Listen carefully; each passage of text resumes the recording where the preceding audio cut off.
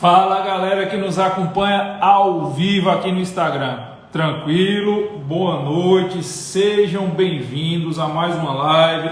Vão chegando 8 horas e 7 minutos, 20 horas e 7 minutos agora, horário de Brasília, 7 minutinhos atrasado, porque eu estava resolvendo uma questão ali embaixo. E aí subi agora para nós começarmos mais uma live que inclusive eu reputo como uma das lives mais importantes dos últimos dias, que nós vamos fazer aqui para tratarmos de um tema que tem sido muito, mas muito discutido mesmo no direito brasileiro. É um tema afeto ao direito penal militar, ao direito penal propriamente dito, ao processo penal e também ao direito administrativo. É uma situação que pouca gente tem coragem hoje de enfrentar. Eu não vou dizer coragem, pouca gente tem disposição de enfrentar esse tema hoje, mas o que está acontecendo hoje e esse tema ele vai reverberar, eu não tenho dúvida, na próxima década, não é nem nos próximos anos. Talvez aí nós estejamos falando sobre esse tema daqui a 10 anos, 15 anos, fazendo referência a tudo que está acontecendo nesse período que nós estamos vivendo. Então, eu acho muito importante para todos os operadores do direito, sejam eles estudantes de direito ainda, já jovens bacharéis, policiais militares, policiais civis, federais, rodoviários federais, ferroviários federais, guardas municipais também, advogados, enfim, todos aqueles que orbitam dentro ou em torno do sistema de justiça criminal. Eu acho muito importante nós aproveitarmos o momento que nós estamos vivendo, as coisas que estão acontecendo em tempo real, em loco, para fazermos a análise desse tema, porque esse tema, eu não tenho dúvida, daqui a 2, 3, 4 anos, quando as instituições policiais, e principalmente a polícia militar, estiver colhendo os frutos extremamente amargos do que está acontecendo agora, eu digo isso com uma dor e com um peso muito grande no coração, quando as corporações policiais daqui a 3 anos, 4 anos, talvez até um pouco menos ali, por volta de 2023, já estiverem colhendo e sendo obrigados a sorver os frutos extremamente amargos de algumas decisões de administradores públicos que estão sendo tomados no ano passado e ao longo desse tempo que a gente está vivendo, esse tema vai voltar à tona, esse tema vai ser muito debatido, esse tema vai ser muito discutido. Então eu queria já começar a análise com vocês. Antes de mais nada, eu preciso dizer que esse não é um tema simples, tá bom? Esse não é um tema, vamos dizer assim, corriqueiro, coloquial. Eu tenho me debruçado sobre o estudo dele já há algum tempo, nesse período agora da pandemia, mais especificamente nesses últimos 30 dias, como eu estou escrevendo muito sobre isso, eu tenho me debruçado muito sobre o tema. Eu queria inclusive agradecer aqui antecipadamente de público ao professor do JUS 21, um oficial policial militar, Tiago Pugliese. Professor Tiago Pugliese, muito obrigado. Ele é nosso especialista em direito penal militar, então ao longo dos estudos, sempre que eu tenho alguma dúvida nas minhas leituras, quando eu estou escrevendo, eu recorro ao professor Tiago Pugliese. Então muito obrigado, professor Tiago, muito obrigado pela sua diligência. Ele é professor aqui do JUS 21, eu estou organizando inclusive uma pós-graduação exclusivamente em Direito Penal e Processual Penal Militar, que será coordenado pelo professor André Carreiro, e o professor Tiago Pugliese é um dos nossos principais professores nessa nova pós que o juiz vai lançar. Então, dito isso, deixo claro que é um tema que carece do máximo de atenção de vocês, e é um tema que, como sempre, né, eu sou velho, vocês sabem que eu sou velho, eu não sei estudar e preparar as coisas sem escrever. Eu acho lindo esse povo que consegue fazer as coisas já digitando no computador. Eu não, eu sou das antigas, tem que ser lápis, papel, eu leio, estudo, crio as ideias, aí depois eu paro tudo, aí vou escrever as ideias que eu tive, que eu consegui para poder criar o raciocínio.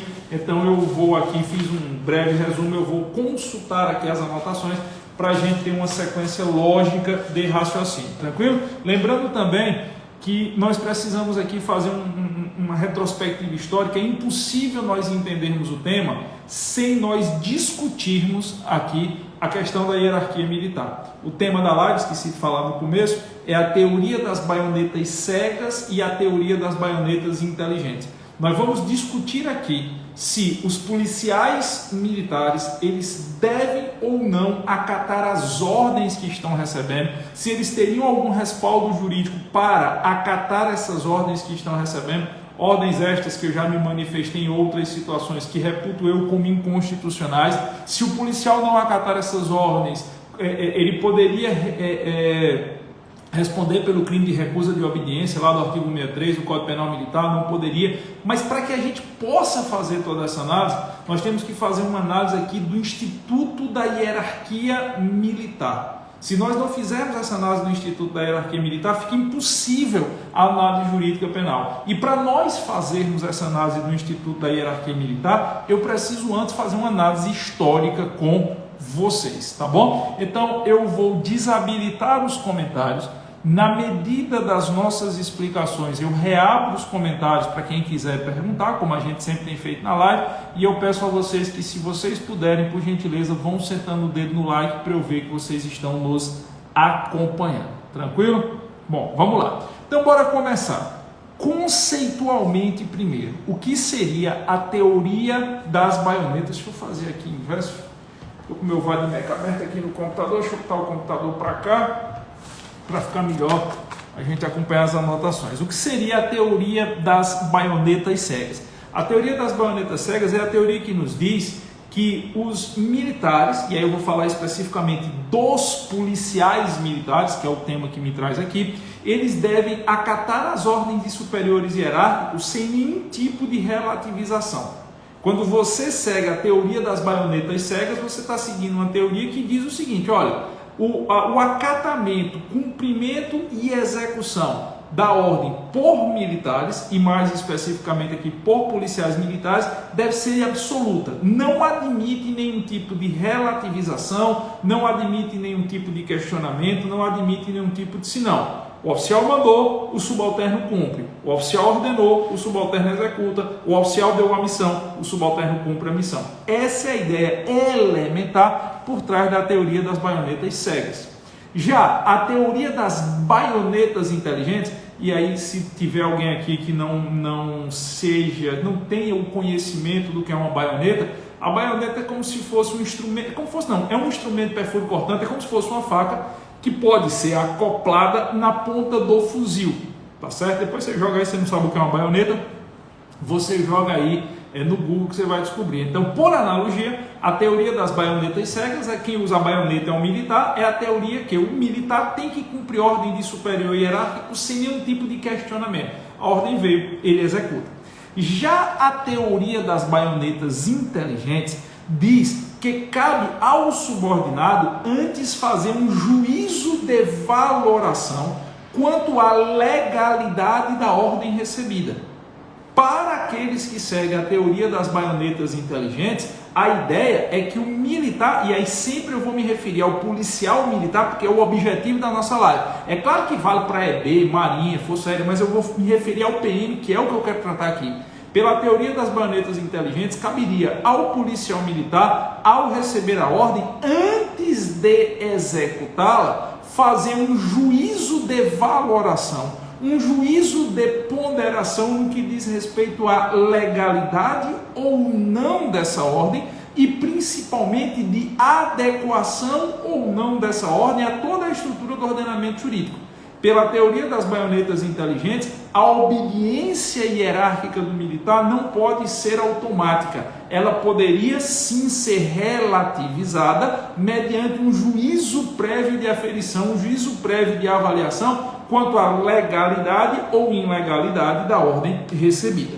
Como aqui no Brasil nada é simples, nós vamos ver daqui a pouco que existe uma discussão dentro dos seguidores da teoria das baionetas inteligentes se a aferição deveria ser, se a ordem é ilegal ou criminosa. Isso deriva, inclusive, do próprio Código Penal Militar, que por vezes usa a expressão ordem criminosa de superior hierárquico e outras vezes usa a expressão ordem ilegal de superior hierárquico, e no momento oportuno nós vamos fazer a discussão o que seria a diferenciação entre uma ordem ilegal e uma ordem criminosa. Mas, em regra, aqueles que seguem a teoria das baionetas inteligentes dizem que deve ser feita uma aferição de um juízo de legalidade da ordem.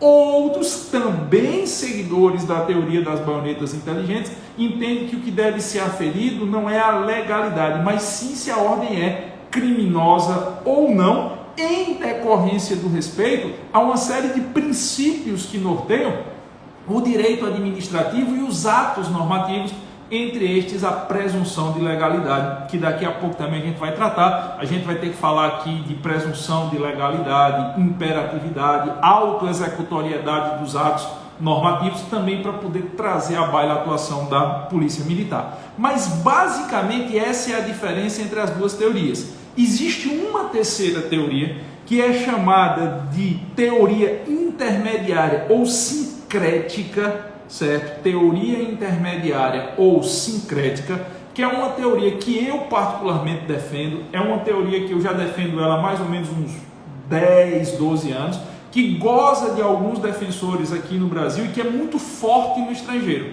É uma teoria muito forte. A maioria dos países ocidentais, quando discutem essa questão das baionetas inteligentes ou das baionetas cegas, na verdade eles seguem uma terceira via, uma terceira teoria, que aqui no Brasil ganhou o nome de teoria sincrética, ou como é mais chamado hoje, teoria intermediária. Eu me acostumei a chamar de teoria intermediária, que eu vou deixar para falar nessa teoria ao final. Dito isso, agora nós vamos ter que fazer um preâmbulo. Agora que vocês sabem o que é baionetas cegas e o que são baionetas inteligentes, nós vamos ter que fazer um grande preâmbulo histórico. Por quê?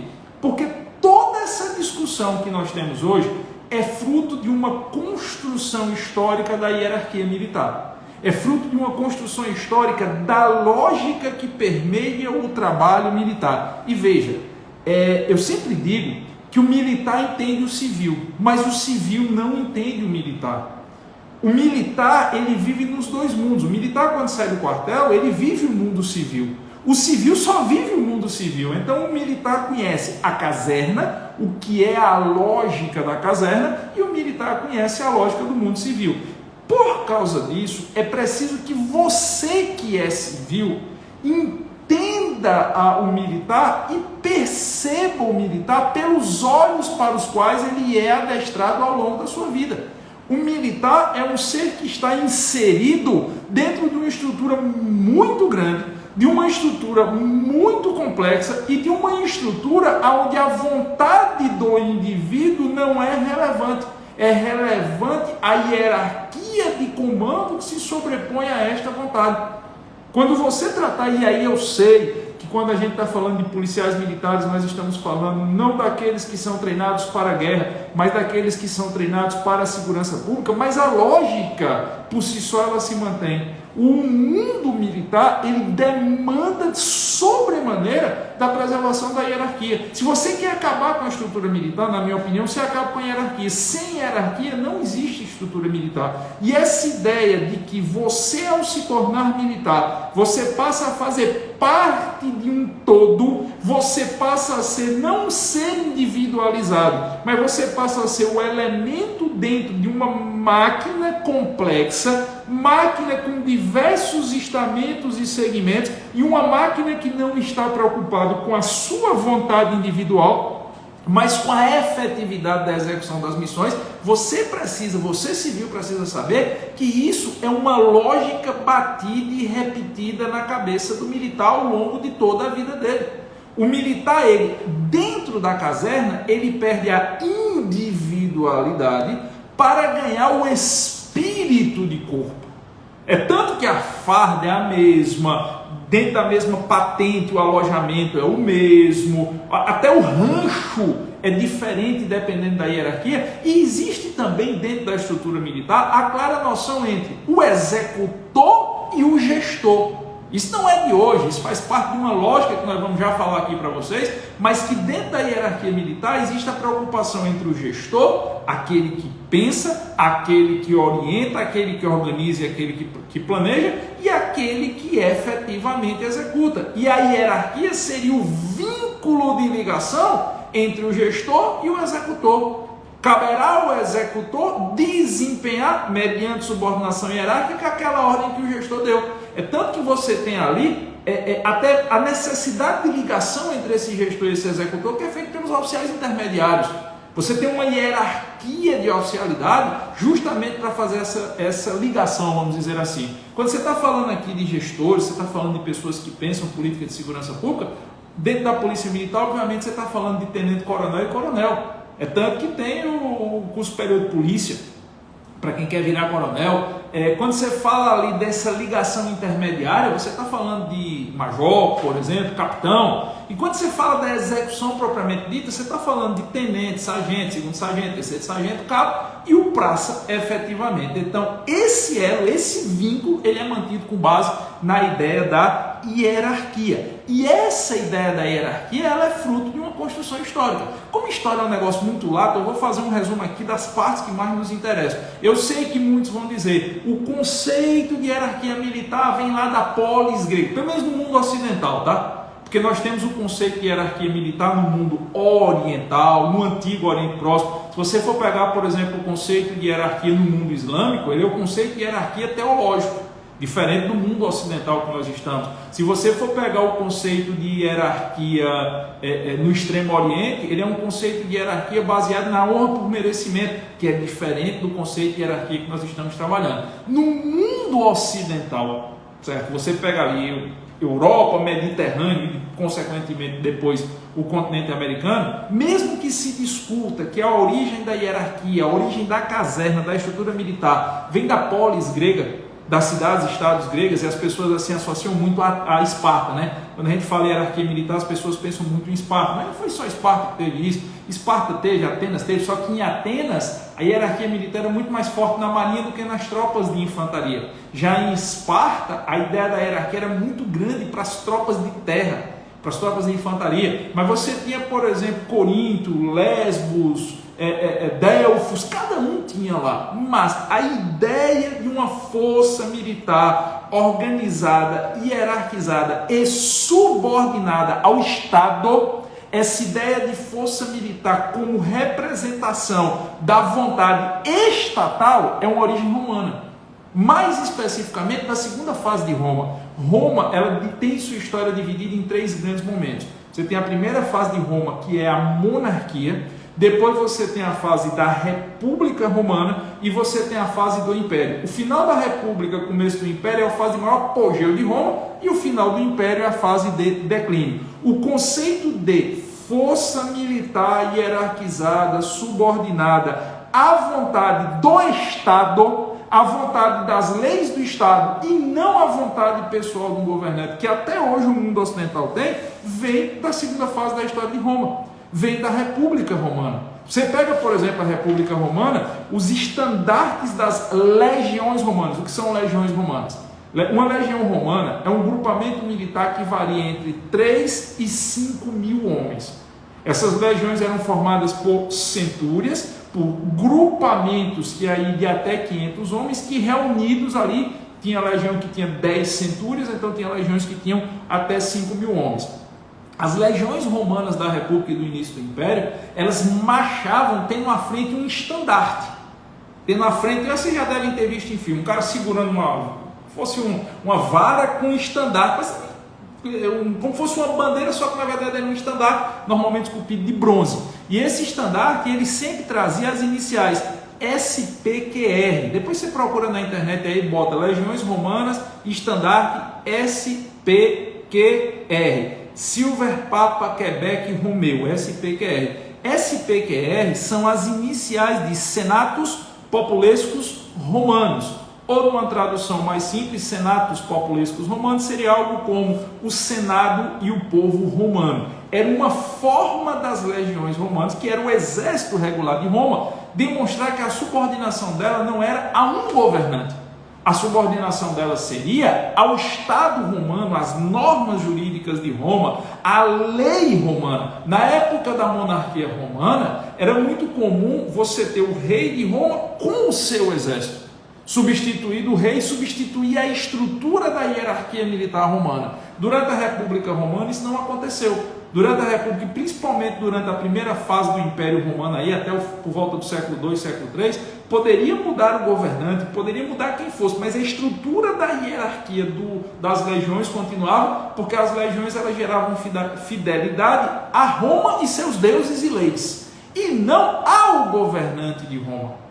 Quando você entrava nas legiões romanas, você tinha que jurar fidelidade ao Estado de Roma. A hierarquia servia em função de cumprir as ordens do Estado e não necessariamente as ordens do seu governante. É tanto que Júlio César era adorado pelas legiões romanas, mas após a sua morte, a estrutura militar de Roma permaneceu inalterada, porque a subordinação era ao Estado. E aí você imagina uma curiosidade. Você imagina que nós estamos falando ali de 2000 e tantos anos atrás.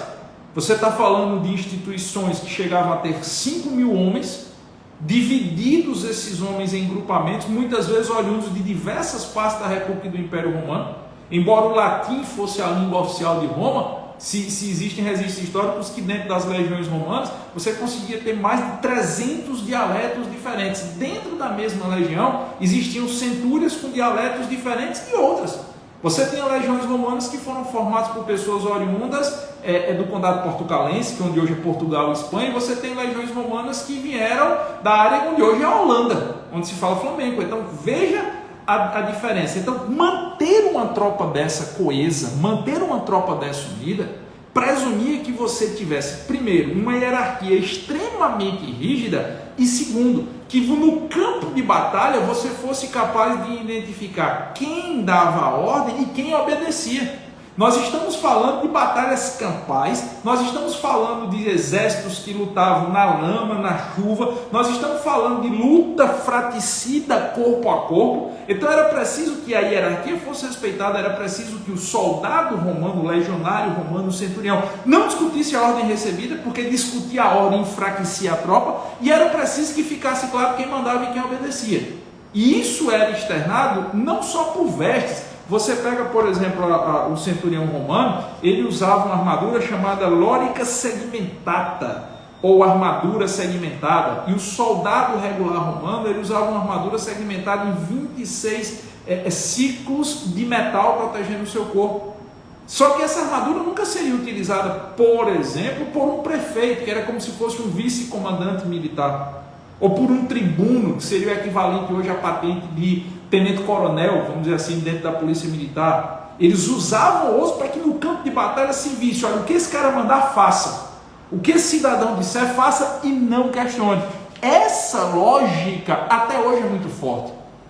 Essa lógica de você reconhecer quem comanda e cumprir a ordem dele sem questionar é muito forte. Naquele tempo fazia sentido. Você não podia ter, numa batalha campal, você não podia ter alguém sem saber de quem cumprir a ordem, olhando sem saber de onde a ordem emanava e principalmente parando para questionar. Isso representava vida ou morte. Só que, inclusive, uma coisa curiosa que me lembrou agora, o máximo comandante da legião romana era um legado, se chamava legado.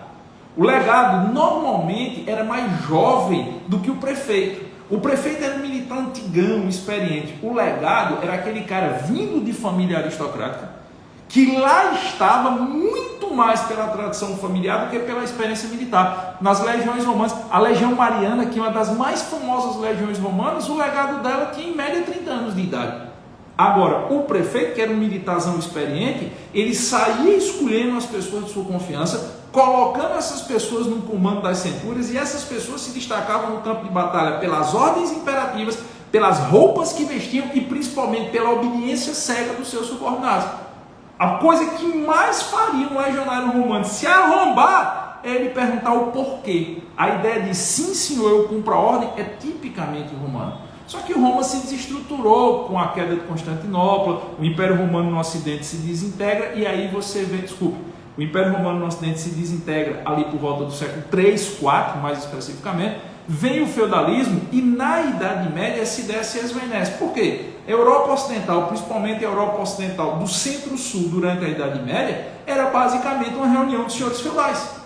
Você tinha grandes feudos, laços de sucedania e vassalagem, e não fazia muito sentido exércitos regulares de grande porte. Cada senhor feudal tinha seu pequeno exército, daí que surge a ideia da cavalaria medieval, dos laços de cavalaria, mas a ideia de tropas regulares, hierarquizadas e subordinadas, ela se esvaeceu durante a Idade Média e ela começa a voltar na transição da Idade Média para a Idade Moderna, ali século XV, século XVI, quando vem o renascimento cultural, a expansão marítima comercial. Só que, curiosamente, pessoal, ali século XV, XVI e XVII, essa recuperação da ideia de forças militares organizadas e subordinadas a uma hierarquia, ela ainda é baseada muito em exércitos mercenários.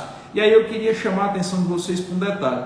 Quando eu falo que ela é baseada em exércitos mercenários, a ideia histórica que nós temos de mercenários é uma ideia equivocada. Quando eu falo mercenário, a primeira coisa que vem na sua cabeça é alguém sem honra.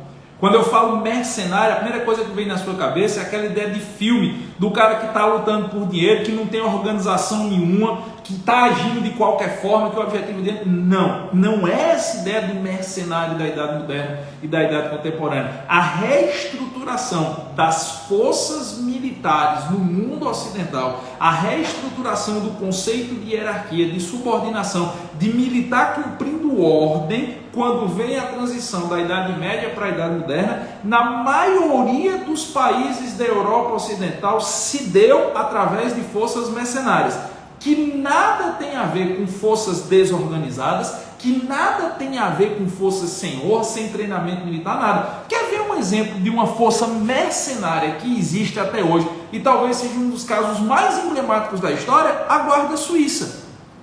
A Guarda Suíça é uma força mercenária que luta desde o final do século XV para o XVI, ali por volta de 1492, 1493, você já tem registro de atuação da Guarda Suíça, e que ficou imortalizada na história porque ela foi formada para se tornar exclusivamente uma força mercenária de proteção do Papa em 1506. 1506, início do século XVI, o Papa Júlio II formou para sua defesa pessoal no Vaticano, na cidade de Roma, que não existia Vaticano ainda, na cidade de Roma, uma guarda mercenária, formada por jovens solteiros, oriundos de 4 regiões da Suíça, e que até hoje, por tradição histórica, formam a guarda pessoal do Vaticano, a guarda pessoal do Papa. E curiosamente, essa guarda suíça, ela tem um lema que vem lá do século XVI que se mantém até hoje. O lema da guarda suíça é com coragem e fidelidade. Era uma força mercenária altamente hierarquizada, mas não deixou de ser uma força que cumpriu o seu dever. Eu vejo muitas pessoas falando, mercenário nunca lutaria até a morte se não tivesse dinheiro. Uma das batalhas históricas mais famosas que a guarda suíça participou foi em 1524, é a Batalha de Roma. Forças do que hoje seria a Alemanha e a Espanha invadiram a cidade de Roma querendo prender o Papa Clemente VII, se eu não me engano. E a guarda suíça cercou o Papa Clemente VII dentro da Basílica de São Pedro, fez um círculo em torno dele e mais de 80% do contingente da guarda suíça morreu protegendo o Papa Clemente VII, que conseguiu ser retirado com vida até o mosteiro da Colina de São Ângelo. Tem muita gente até que diz, é por isso que tem aquela estátua famosa lá do Leão de Lucerna, né? Não tem nada a ver, tá? O Leão de Lucerna, depois você joga aí na internet, você vai descobrir, para mim, uma das obras mais emblemáticas já feitas em pedra na história. O Leão de Lucerna é uma referência à guarda suíça, mas aos guardas suíços que morreram no Palácio das Tuileries, em Versalhes, protegendo Luís XVI durante a Revolução Francesa. Mas também é uma prova de que, embora fosse uma força mercenária, era uma força que extremamente hierarquizada. E aí, com essas forças mercenárias, eu estou dando o exemplo aqui da Guarda Suíça só como exemplo, mas você tinha forças mercenárias espanholas muito eficientes, você tinha forças mercenárias muito boas ali da região do que hoje seria a Bélgica. Existe uma força mercenária famosíssima de atuação da cidade de Bruges, na Bélgica. A Liga Hanseática, ou a Hansa Teutônica, teve uma força mercenária também que prestou serviço a diversos reis europeus no século XVI e século XVII. Então, essa recuperação do conceito de exército, de hierarquia na Europa, vem através dessas forças mercenárias. E aí, quando você chega ali, século XVIII e XIX, mas na verdade, final do século XVII, século XVIII e XIX, primeiro a Inglaterra, depois a França e principalmente a Alemanha no final do século XIX, recuperam toda a tradição romana e consolidam de novo criou o conceito de exército nacional hierarquizado, o conceito de força militar subordinada a um Estado e não a um governo. Essa ideia de força subordinada a um Estado e não a pessoa de um governante tem que ser muito forte daqui para frente na história, e os ingleses, os franceses e principalmente os alemães trazem isso. E aí nós vamos ter um ponto de convergência. Qual é o ponto de convergência? A partir principalmente da unificação alemã, a ideia das baionetas cegas passa a incorporar o ideário, passa a incorporar a lógica de treinamento militar da Alemanha e posteriormente do mundo. Se você parar para pensar, a doutrina militar ocidental ainda é uma doutrina militar alemã do século XIX. Tem um livro que eu sempre recomendo para todo mundo ler, chamado Da Guerra. Ele é de um cara chamado Karl von Clausewitz, certo? Ele é um prussiano que escreveu esse livro no final do século XIX, e é notório que ele transfere para a lógica da doutrina militar a ideia da baioneta cega. Em várias passagens do livro Da Guerra, Clausewitz ele diz assim, ele diz que ao militar que executa, aquela ideia de quem comanda e quem executa, ao militar que executa não é dado o pensamento, mas sim a ação. Que não se deve admitir em praça de guerra, o conceito de praça de guerra é dele também, não se deve admitir em praça de guerra nenhum subterfúgio à ordem dada. A ordem deve ser cumprida ainda que depois possa ser questionada. Então essa ideia dentro da hierarquia militar, que militar cumpre ordem, prio, no mundo atual que nós vivemos, é lá no final do século XIX. Foi uma recuperação da ideia romana que já vinha sendo feita por vários estados nacionais, que se consolidou com os alemães. E aí surge um problema. Como tudo na história, vai aparecer a Segunda Guerra Mundial no meio.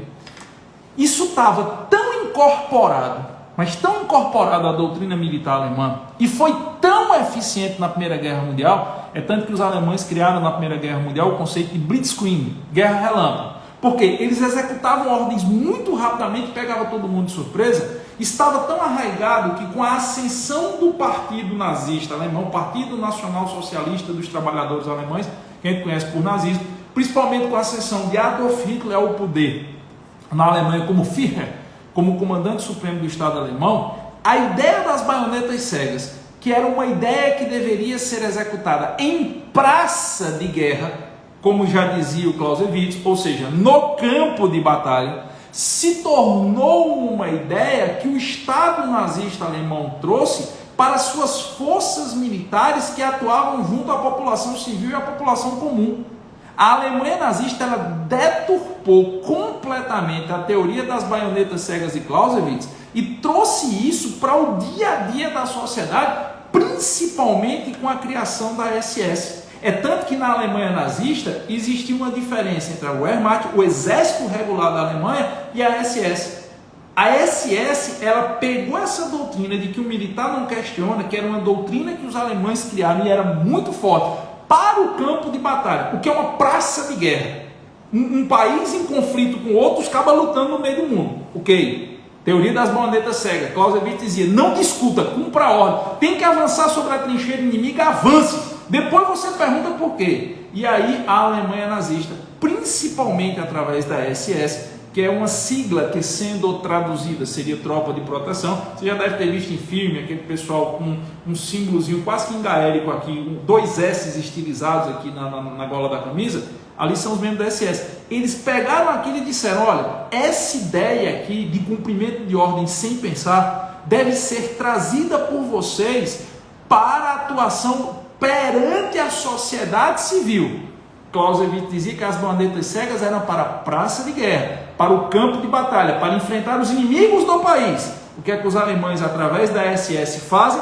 Eles criam uma instituição militar que tinha essa lógica de cumprimento cego de ordens contra populações civis, para inclusive fazer políticas públicas. É tanto que quem comandava os campos de concentração e extermínio da Alemanha nazista não eram oficiais da Wehrmacht, do exército regular. Porque na doutrina militar do exército regular alemão, a baioneta cega era contra o russo na frente russa, era contra os americanos lutando no norte da Itália, era contra os americanos na batalha das Ardenas, não era contra a população civil. A SS ela é formada desde a sua base com a ideia de que se o Estado alemão, se o comandante chegar e disser assim, olha, você tem que dar um tiro na cabeça daquela pessoa ali que é um civil, você vai dar um tiro e não vai perguntar por quê. E isso ficou patente, essa ideia das baionetas cegas contra a população civil, primeiro, quando a SS foi usada para matar os opositores políticos dos nazistas. Você tem a chamada Noite dos Longos Cristais, onde a SS saiu enforcando com cordas de piano, vê como é emblemático, enforcar com cordas de piano, passar uma mensagem política. Vários opositores do Estado nazista. Você tem a SS fazendo expurgo dos judeus. Quem fazia o expurgo dos judeus dentro da Alemanha eram as tropas da SS. Os caras da SS iam lá e saíam pintando a estrela de Davi na frente, botava lá judeu. A SS fazia campanha para que ninguém se relacionasse com o judeu. A SS foi quem exigiu que os judeus usassem a estrela de Davi para que eles pudessem ser execrados em público. A SS entrava nas casas dando porrada porque o Estado alemão dizia que o judeu não tinha direito. O Estado alemão criou uma ideia de que o judeu era um ser sujo e que transmitia doenças. Então ele poderia, por exemplo, ser retirado de um prédio porque o fato dele estar lá colocava em risco o homem alemão puro e perfeito. E a SS não questionar. Bicho, para pensar. A que ponto chegou a teoria das baionetas cegas na história da Alemanha nazista na Segunda Guerra Mundial? Para pensar no campo de concentração de Auschwitz, na Polônia.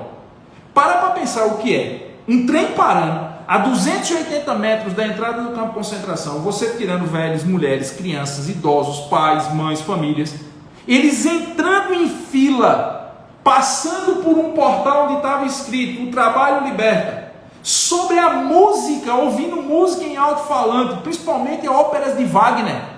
E ao passar por ali, tem oficiais da SS separando crianças, separando adultos, separando mulheres, separando idosos, separando os grávidas, e 70, 80% dos que eram separados ali eram levados para as câmaras de gás e morreriam em menos de 24 horas. E o cara fazia isso e estava cumprindo ordem. É o cúmulo do cúmulo do cúmulo da ideologia das baionetas cegas. E o cara achava isso normal. A teoria era tão forte que o soldado da SS dos campos de concentração, ele chegava, se o cara não aguentasse mais trabalhar, ele dava um tiro na cabeça. Olha o que aconteceu, por exemplo, com o gueto de Cracóvia. Incendiaram o gueto de Cracóvia. E tem registros, por exemplo, do famoso incêndio do orfanato no gueto de Cracóvia, depois vocês pesquisam aí, aonde pessoas gritavam dentro de um prédio, está lotado de crianças, e os alemães com lança-chama queimando crianças, porque era a ordem que eles recebiam e não podia ser discutida. Isso era típico da SS. É tanto que o soldado da SS dificilmente se rendia, porque sabia que se lascar. O soldado da Força Regular Alemã, ao final da guerra, se rendia. Ele não tinha problema em se render. E tudo isso foi levado à discussão no Tribunal de Nuremberg. E aí vamos terminar nosso preâmbulo histórico com esse que talvez seja o ponto mais importante desse preâmbulo histórico. O Tribunal de Nuremberg foi o tribunal criado para julgar todos esses alemães que cometeram, alemães e colaboradores, que cometeram todas essas atrocidades que, por falta de um nome melhor, ficou conhecido como Holocausto. A gente fala dos judeus, mas tudo isso que foi praticado contra os judeus foi praticado contra eslavos, ciganos, homossexuais, deficientes físicos, testemunhas de Jeová e por aí vai. A gente pega o exemplo do judeu porque, como é o mais conhecido, é o mais emblemático. E no Tribunal de Nuremberg, a tese de defesa de quase todos eles foi a teoria das baionetas cegas. Eu estava cumprindo ordens.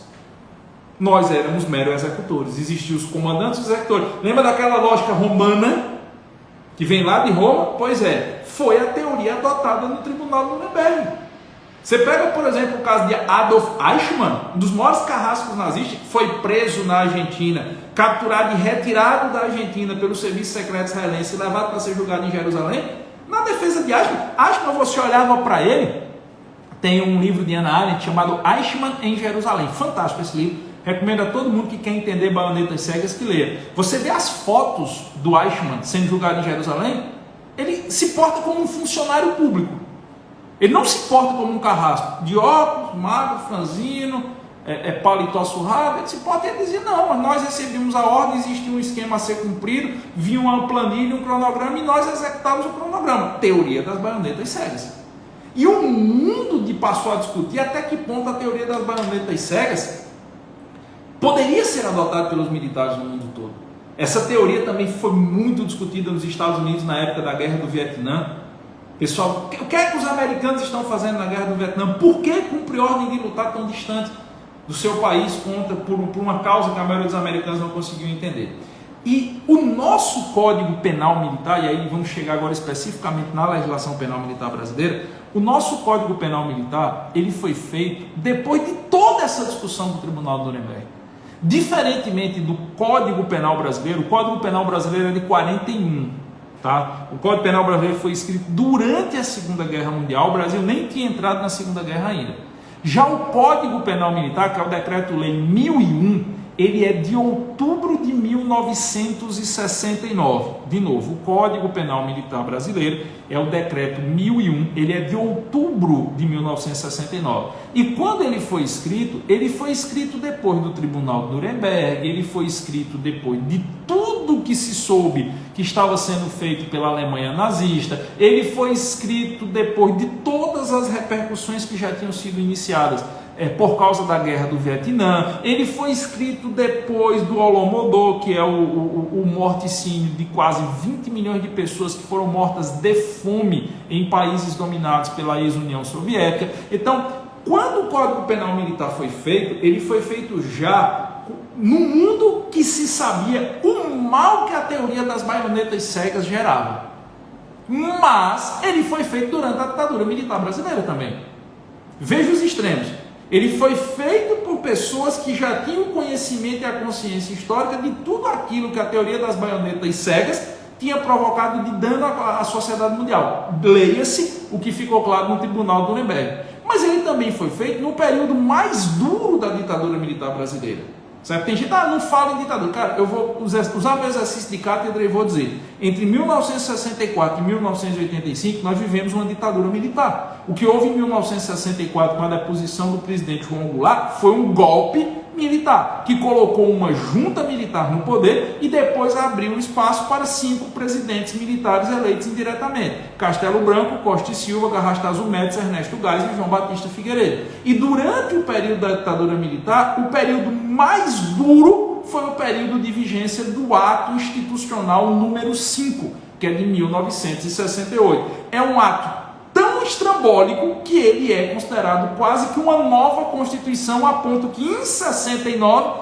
ele teve que ser incorporado à Constituição que estava vigente, porque não tinha como ter as 5 Constituições ao mesmo tempo. Então, o Código Penal Militar foi feito no período mais duro da ditadura, mas ele foi feito por pessoas que estudaram todos os males que a teoria das baionetas cegas tinha gerado. Quem fez o Código Penal Militar brasileiro é oriundo da Escola Superior de Guerra, da ESAEG. E as pessoas que eram instrutores na Escola Superior de Guerra dos anos 70 eram ex-militares brasileiros, dos anos 60, desculpe, eram ex-militares brasileiros que lutaram na Segunda Guerra Mundial e que ajudaram a participar de todo aquele processo no Tribunal de Nuremberg.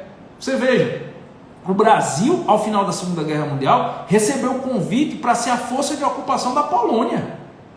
Nós só não nos mantivemos na Polônia durante a Guerra Fria, e talvez os poloneses hoje só não tenham o português como segunda língua, porque Getúlio Vargas não quis.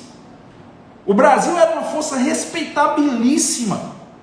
O Brasil, inclusive, foi proporcionalmente o exército que mais fez prisioneiros alemães pela quantidade de contingente militar no teatro de operações da Europa. O Brasil era respeitadíssimo enquanto força militar de preservação dos direitos humanos. Então, os instrutores da Escola Superior de Guerra, que ajudaram a fazer o Código Penal Militar em 69, eles eram oriundos ou tinham sido alunos de militares que combateram na Segunda Guerra Mundial, de militares que eram reconhecidos no mundo todo como militares preocupados com a preservação dos direitos humanos, de militares que acompanharam o Tribunal de Nuremberg, de militares que tinham assento cativo na ONU. Vocês sabem por que é que o Brasil é sempre o primeiro país a discursar na ONU? Por causa de Oswald Aranha. O general Mascarenhas de Moraes, ele era convidado como professor e instrutor especial de diversas escolas militares no mundo afora. Tamanha a respeitabilidade. Então, o Código Penal Militar brasileiro foi feito dentro dessa dicotomia. De um lado, eu tenho uma oficialidade que quer o mais duro possível de uma hierarquia militar, porque o Brasil vivia sob os auspícios do AI-5.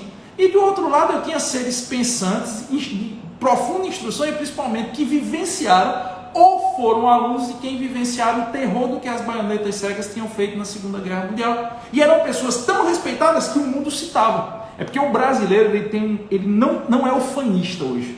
O brasileiro ele não se orgulha do que ele fez. Mas, por exemplo, Rui Moreira Lima. Rui Moreira Lima não é conhecido no Brasil, mas vai em qualquer curso de combate de guerra no mundo ocidental, todo mundo vai saber quem é ele. A estratégia de ocupação brasileira de Monte Castelo é estudada até hoje nas escolas militares europeias. Se você parar, por exemplo, para prestar atenção na estratégia de defesa do litoral brasileiro, na postura de Oswald de Aranha na criação da ONU, na discussão. Cara, o Brasil foi um dos países que primeiro apresentou uma solução para o conflito entre o Estado de Israel e os palestinos. A ideia de um Estado autônomo palestino é brasileira. Então, você tem seres pensantes e que fizeram um código penal militar com essa preocupação também. E qual foi o resultado? Foi bom? Na minha opinião, não. Por quê? Porque não foi nenhuma coisa nem outra.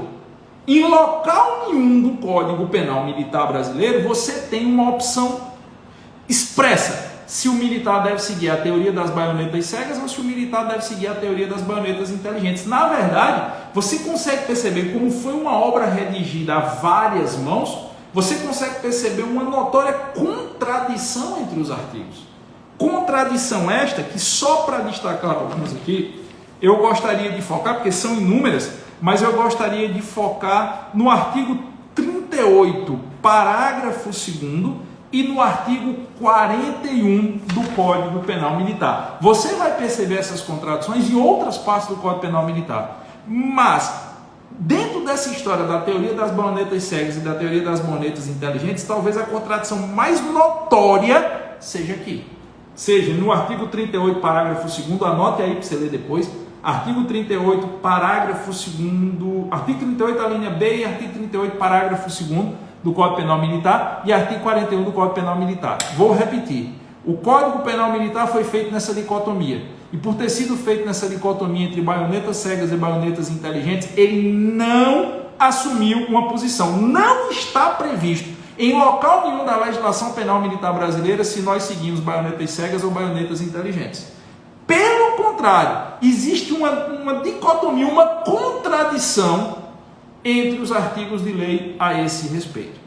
Eu vou ler aqui o artigo 38, parágrafo 2º do Código Penal Militar. O artigo 38, parágrafo 2º do Código Penal Militar diz: não é culpado quem comete crime. Parágrafo 2º.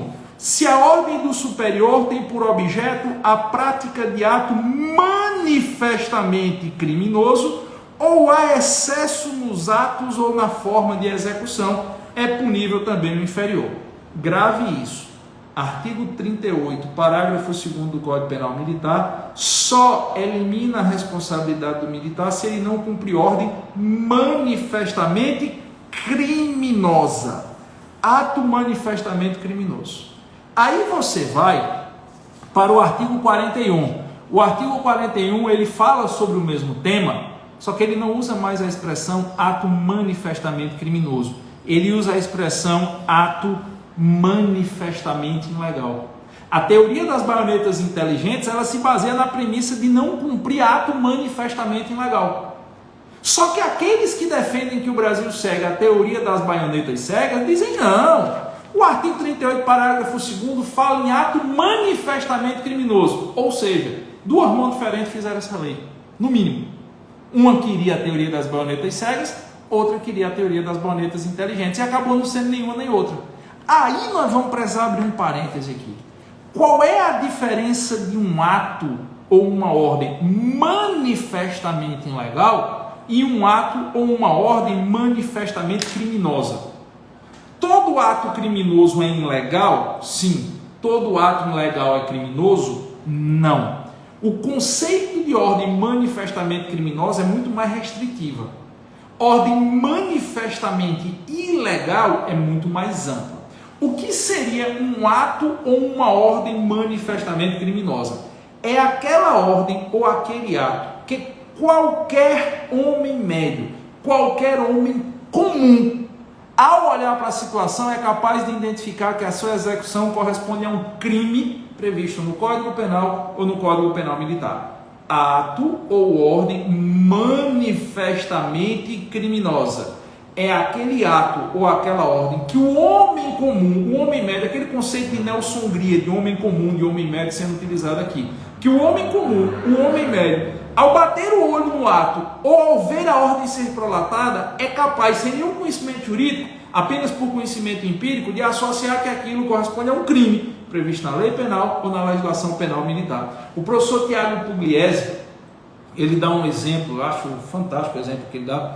Ele dá o exemplo de um militar que recebe a ordem de atirar na cabeça de doentes que estão na UTI de um hospital, sofrendo de Covid, para que aquela UTI seja liberada e novos pacientes cheguem. Ele dá esse exemplo. Ele diz, olha, imaginemos um ato manifestamente criminoso. Esse exemplo não é meu, é do professor Tiago Pugliese.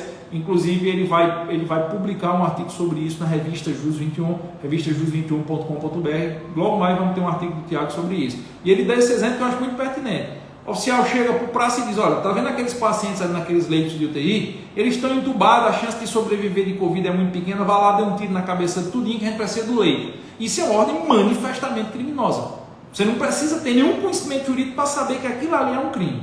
Já a ordem manifestamente ilegal é aquela que carece de um debate, de uma discussão, aquela que carece de um debate, de uma análise sobre sua origem, sobre se ela está coadunada ou não com as demais regras normativas, sobre sua percepção conglobante dentro do ordenamento, sobre a competência ou atribuição de quem a proferiu. É uma situação onde você precisa, para chegar à conclusão da ilegalidade, fazer uma análise técnica.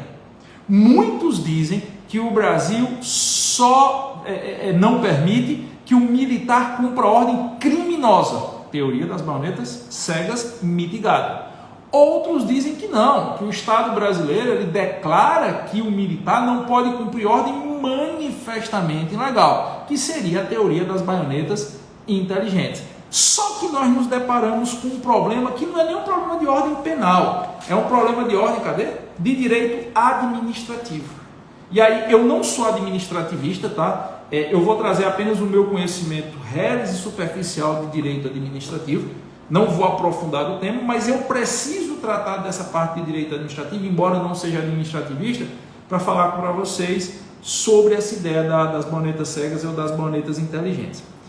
Se eu parto da premissa que o militar não deve cumprir ordem manifestamente ilegal, eu tenho que discutir quando é que o ato normativo é legal ou ilegal. E aí eu caio num problema. Se você for para os ensinamentos da professora Di Pietro, por exemplo, Maria Di Pietro, que para mim talvez seja a maior referência do direito administrativo no Brasil, o pouco que eu sei de direito administrativo eu aprendi pelas obras de Meirelles e de Di Pietro. Acho que a maioria de vocês já deve ter lido Di Pietro, já deve ter lido Meirelles. Se você for para as obras desses dois, fora outros grandes doutrinadores de direito administrativo, a gente aprende que o ato administrativo ele possui três características básicas. O ato normativo, dentre eles o ato administrativo. O ato normativo é um conjunto maior onde nele está inserido o ato administrativo. O ato normativo ele possui três características elementares. A primeira é a presunção de legitimidade. Essa presunção de legitimidade é relativa, é iuris statum, segundo a professora Di Pietro nos diz. Por que o ato normativo possui uma presunção de legitimidade relativa? Porque quando ele é prolatado, presume-se que, por ser inerente e decorrente do ente público, ele goza de legalidade prévia.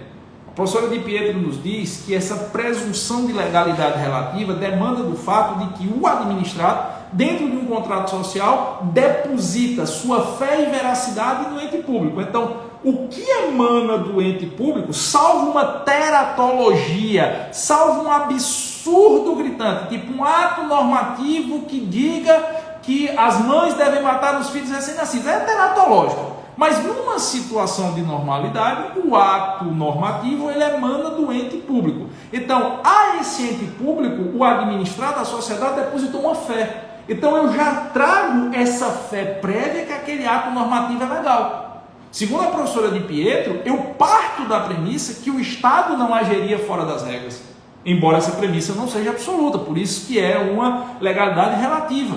Eu parto da premissa que o Estado sempre deve ter a preocupação em seguir todas as regras normativas e estar sempre coadunado com a Constituição Federal. Então, essa legalidade poderia ser presumida pela legitimidade do Estado, do ente administrativo, e, consequentemente, quem achasse que essa legalidade e essa legitimidade não estaria manifesta, questionasse a posteriori. Essa presunção de legitimidade, então, seria, olha, eu vou partir da premissa que o ato normativo ele é legal e é válido.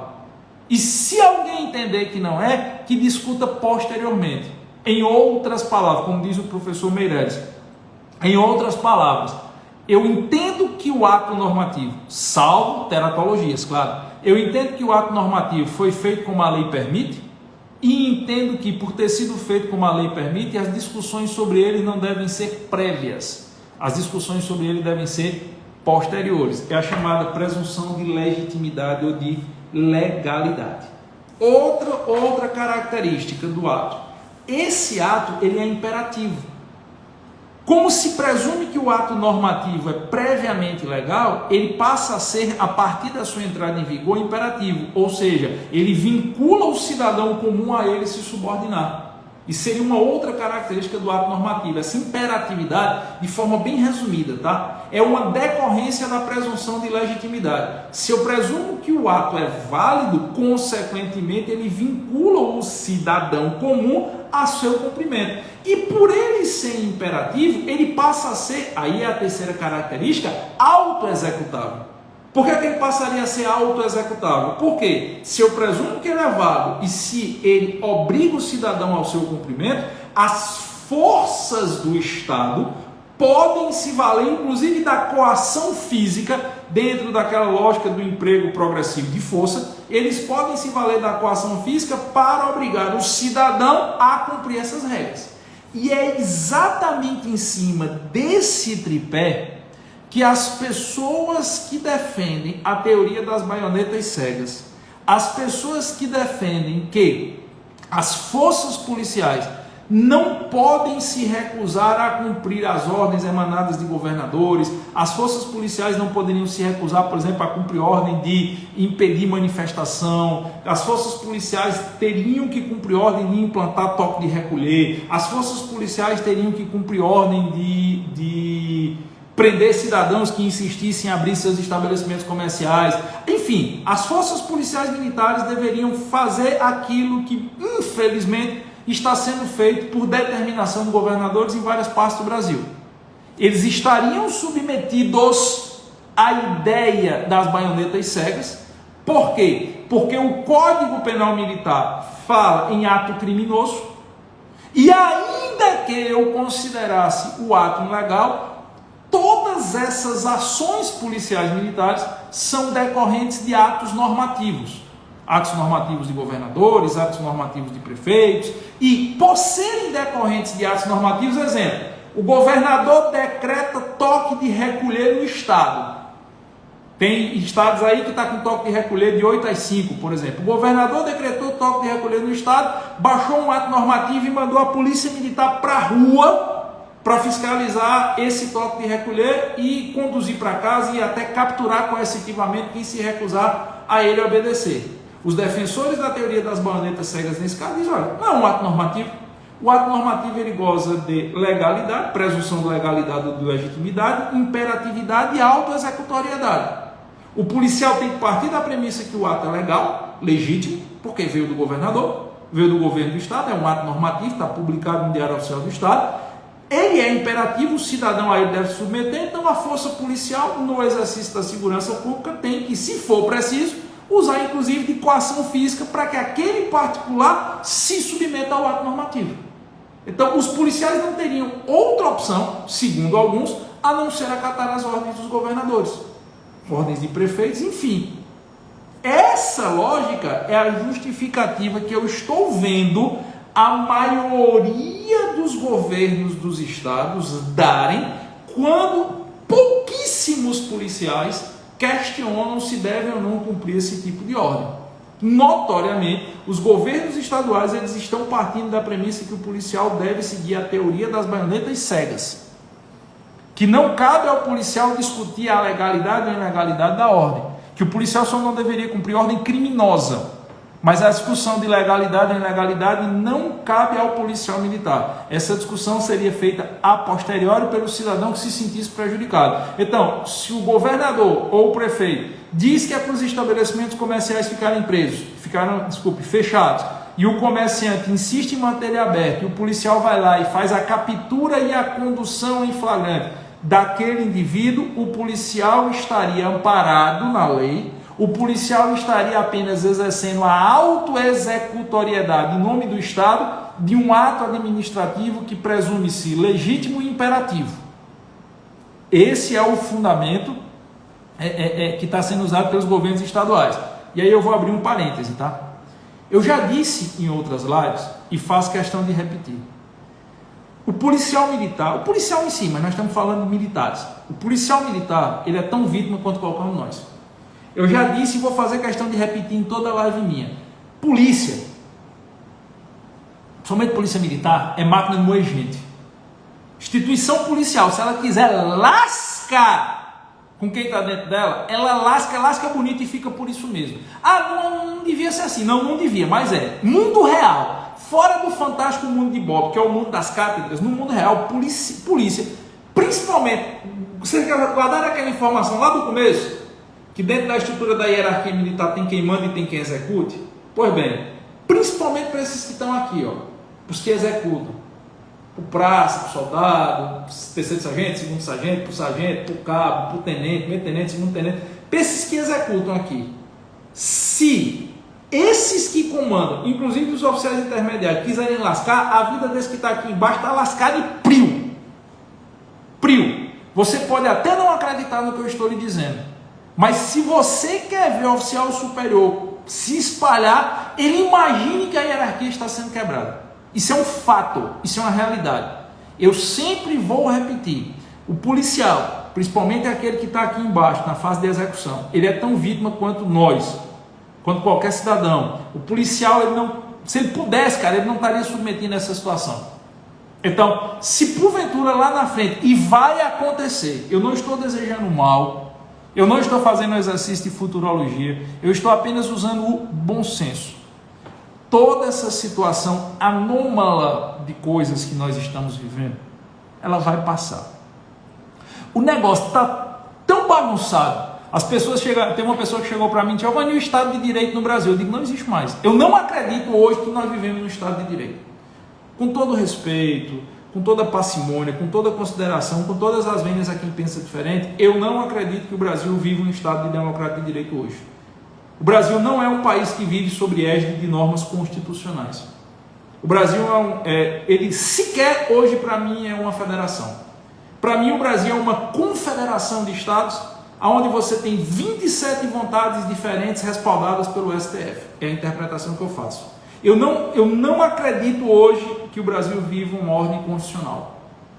Eu não acredito que premissas constitucionais elementares hoje são respeitadas. Eu acho que o Brasil não tem Constituição, ele tem uma carta de intenções. Ele já teve, se Deus quiser, voltará a ter. Ele tem uma carta de intenções. Mas eu não acredito hoje que o Brasil é um Estado de Direito. O Brasil é um Estado de força, de vontade. Se é certo, se é errado, se a pandemia é pretexto, não é o tema dessa live. Eu já discuti isso em lives anteriores. Mas a pretexto de proteger o cidadão, o Estado brasileiro deixou de ser um Estado de Direito. As pessoas têm medo de dizer isso. Os juristas se acovardam a dizer isso, mas eu não vou me furtar a dar minha opinião enquanto eu tiver liberdade de cátedra. Enquanto eu puder expressar minha opinião como pensador do direito, eu vou dizer. No dia que eu não puder, paciência.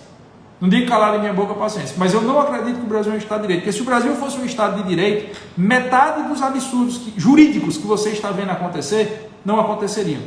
Nós vivemos numa sociedade onde regras elementares de processo penal são desrespeitadas pelo Supremo Tribunal Federal ao gosto do réu. Por mais que você goste ou que você não goste de quem quer que seja, as regras têm que ser as mesmas para todo mundo, senão deixa de ser Estado de Direito, senão deixa de ser direito penal do fato, passa a ser direito penal do autor e Estado de vontade. O Brasil hoje segue a vontade, vamos dizer de uma forma mais branda, o Brasil segue a vontade ou a interpretação da vontade, melhor dizendo, de alguns poucos magistrados. E a vontade imperativa de 27 governadores e 5.400 prefeitos. E fica o presidente da República batendo cabeça com o governador, batendo cabeça com o prefeito, ninguém se entende, ninguém conversa, e o Estado de Direito foi para o espaço. Mas isso vai passar. Existe um fenômeno no direito, que é oriundo do direito constitucional, mas que existe em todos os segmentos do direito, chamado efeito backlash. Depois vocês pesquisem sobre isso. Efeito backlash. Quando você estica muito a corda para um lado, depois vão esticar para o outro e vão chegar a um meio termo. O negócio está tão esculhambado, está tão aloprado, que a gente afunilou para melhorar. Não, assim, não vou dizer que não tem como piorar, porque nada é tão ruim que alguém não consiga deixar pior. Mas o negócio está tão complicado, já alopraram tanto o Estado de Direito, que a tendência natural é que, por um efeito backlash, que é normal dos ordenamentos constitucionais, o Estado de Direito comece a ser recuperado de uma forma ou de outra. É normal. O negócio está tão aloprado, que um comentarista, como é o caso do Caio Coppola, que você gosta ou que você não gosta, isso é um fato, um comentarista de notícias consegue reunir um abaixo-assinado para solicitar um impeachment de um ministro do Supremo Tribunal Federal e, assim, coisa de menos de 2 dias, já estava com 2.400.000 assinaturas. Isso não seria possível se a situação não tivesse extremada demais. Então, esse estado anômalo de coisas vai passar. E, infelizmente, quando ele passar, muitos policiais militares vão sentir o peso da sociedade querendo o backlash, querendo a desforra em cima deles. E eles são vítimas. Eles são meros instrumentos de execução de ordens e atos normativos. Mas eu não tenho dúvida que a sociedade brasileira, que é uma sociedade que historicamente foi doutrinada a detestar a polícia, e eu digo isso porque fazem 25 anos que eu tento convencer a criação de uma nova mentalidade acerca das forças policiais. Quantos congressos eu não já fiz na minha vida, quantas lives eu não já fiz, quantas aulas eu já não dei, quantas postagens em redes sociais, quantas discussões acadêmicas eu já não tive, quantos cursos eu não já ministrei para instituições policiais, tentando criar uma nova percepção, uma percepção mais realista em relação às forças policiais brasileiras. E há 25 anos eu percebo que a sociedade brasileira foi doutrinada para ter raiva de polícia. Não ter raiva de polícia é uma exceção. A sociedade brasileira foi doutrinada para enxergar e hiperbolizar tudo de ruim que acontece na polícia e minimizar tudo de bom que o policial faz. Então, essa sociedade, ela não vai ter o menor pudor de daqui a pouco, quando o Estado de Direito retornar ao Brasil, e ele vai retornar, de usar esse Estado de Direito para massacrar o policial. As mesmas pessoas hoje que estão postando nas redes sociais que polícia deve sentar o sarrafo em trabalhador, são as pessoas que daqui a 2 anos vão pegar as imagens de polícia batendo em trabalhador e dizer: acabe com a polícia militar, acabe com a hierarquia. Nós não precisamos de instituições policiais militares no Brasil, como já diziam antes, e vão voltar a dizer. E os policiais, muitos deles vão viver uma verdadeira roda viva jurídica de responsabilidade. E aí eu vou dizer, a tese que tem que ser levantada, e se for preciso, eu escrevo e distribuo gratuitamente, a tese que tem que ser levantada é que eles estão cumprindo atos normativos. Esses atos normativos, eles gozam de presunção de legitimidade, de imperatividade e de autoexecutoriedade. E que, como o Código Penal Militar não deixou claro, não disse com todas as letras, que a teoria a ser seguida era das baionetas cegas ou das baionetas inteligentes, e como o próprio Código Penal Militar não se decide sobre o ato ilegal ou o ato criminoso, ao policial militar cabe respeitar a hierarquia. E dentro do respeito à hierarquia, cabe executar atos normativos que gozam de presunção de legitimidade, só não lhe sendo possível executar atos criminosos. Essa é a tese de defesa dos policiais. E a tese que você, jurista, você que vai advogar para esses policiais, vai ter que levantar. Porque ele não teria como fazer esse debate, essa discussão. Agora, se você me perguntar: Giovanni, para você, o código não disse, mas para você, a lógica do direito penal militar, a lógica do direito brasileiro, a lógica da interferência política nas carreiras policiais militares, porque polícia era para ser órgão de Estado, mas infelizmente acaba sendo muitas vezes órgão de políticas públicas de governo. Qual é a percepção que hoje se tem sobre o policial militar? Teoria das baionetas cegas. Eu não tenho dúvida. A hierarquia militar, a cadeia de comando, os governadores, eles querem que os policiais se portem pela teoria das baionetas cegas. E mesmo sabendo que esses policiais serão ou poderão ser responsabilizados no futuro, acho que é possível exercer a defesa desses policiais, não os que comandam, eu estou falando dos que executam. Lembra daquele preâmbulo histórico que eu fiz? Comanda e executa. Estou falando que executa. A corda só quebra aqui, a corda não quebra aqui em cima não. Porque quem está aqui em cima está bem pertinho do governador. Quem está aqui em cima está colado com o staff do governador. Estou falando quem está aqui embaixo, quem está na VTR, quem está na rua. Quem vai fechar comércio, quem vai pegar carrinho de pipoca, não é o coronel. Quem vai fechar comércio e pegar carrinho de pipoca é o sargento, é o praça, é a VTR, é a viatura acionada pelo Centro Integrado de Operações. A corda vai quebrar em cima desse. Você tem as imagens com o nome funcional do sargento, do tenente, do praça. Você não sabe quem é o coronel que deu a ordem lá em cima. Então, esses policiais vão precisar ser protegidos no futuro. Vão precisar ser preservados. E essa ideia de que, como o código não se posicionou, o que deve ser seguido é a teoria das baionetas cegas, e principalmente essa ideia de presunção de legitimidade do ato normativo, é a tese de defesa que tem que ser usada sim. Agora, se você me perguntar, você concorda com ela, Giovanni? Não. Eu não concordo. Uma coisa é saber da necessidade de criarmos, desde logo, tese jurídica de proteção desses policiais. É saber que nós vivemos uma situação tão esdrúxula, nós vivemos uma situação tão anômala, nós vivemos uma situação tão, como é que eu posso dizer, fora do que o bom senso poderia prever, que nós precisamos ter a preocupação de preservar esses policiais. Até porque senão vai chegar a hora que ninguém vai querer ser policial militar. Não por vocação. Você pega, eu acho que nenhum estado da federação hoje tem contingente policial pleno. Todo estado ele precisa de um determinado número de policiais e você roda aí nas polícias militares do Brasil 60%, 70%, 55% e muitos sequer estão lá por vocação. Então, se nós não protegermos esses que estão trabalhando, vai chegar uma hora que dificilmente alguém vai querer encarar uma bronca desse tamanho, a não ser que seja meramente por necessidade econômica. Mas, embora eu saiba que essa é a tese de defesa, eu não concordo. Eu sou defensor da teoria intermediária. Eu sou um defensor há muitos anos da teoria sincrética. Eu sempre digo que nós precisamos criar mecanismos para que o policial possa se valer de um meio termo entre as baionetas cegas e as baionetas inteligentes. Eu reconheço que questionamento demais quebra a hierarquia. E reconheço que quebrar a hierarquia é acabar com a instituição militar. Por isso que eu fiz questão de abrir a live de hoje fazendo todo esse preâmbulo histórico. A hierarquia militar tem que ser preservada, a honra militar, a visão do militar é diferente da visão do civil. O mundo da caserna, como eu disse, o militar ele perde a individualidade para fazer parte de um todo. Ele perde nome para fazer parte da farda. Então, eu reconheço a necessidade de preservar essa hierarquia e sei que se você quiser acabar com o militarismo, você acaba com a hierarquia. Acaba com a hierarquia que o militarismo deixa de existir enquanto instituição. Mas, ao mesmo tempo, eu sei que nós não podemos tornar hipervulnerável o policial e o cidadão. Hoje, eu coloco, por motivos diferentes, certo? Por motivos diferentes, o policial e o cidadão nesse conflito do mesmo lado. Eu não faço a mesma coisa com a Guarda Municipal.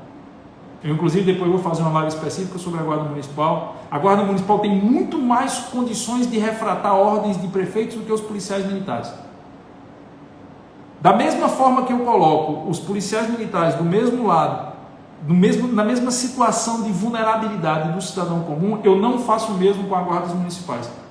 Justamente porque as guardas municipais são civis. E por serem civis, elas não estão submetidas a essa ideia da hierarquia. Então a possibilidade de um guarda municipal refratar uma ordem dessa natureza é muito maior, praticamente, concretamente falando, do que um policial militar. Depois a gente faz uma live específica sobre os guardas municipais. Então eu sou defensor de que quando esse estado anômalo de coisas passar, que o universo do direito discuta mecanismos que permitam efetivamente o policial numa crise futura, porque as crises são cíclicas na história. Isso que está acontecendo agora já aconteceu por outros fatores e vai voltar a acontecer por fatores diversos. Guerras, pestes, enchentes, inundações, incêndios, calamidades públicas, conflitos sociais, conflitos políticos, vírus. A história é cíclica. A história sempre se repete como uma grande peça de teatro, que muda são os atores e a reação da plateia. Então, nós vamos ter outros momentos de crise. E em outros momentos de crise, os governadores vão usar as polícias militares como guardas pretorianos. Muitos governadores se acostumaram com o totalitarismo.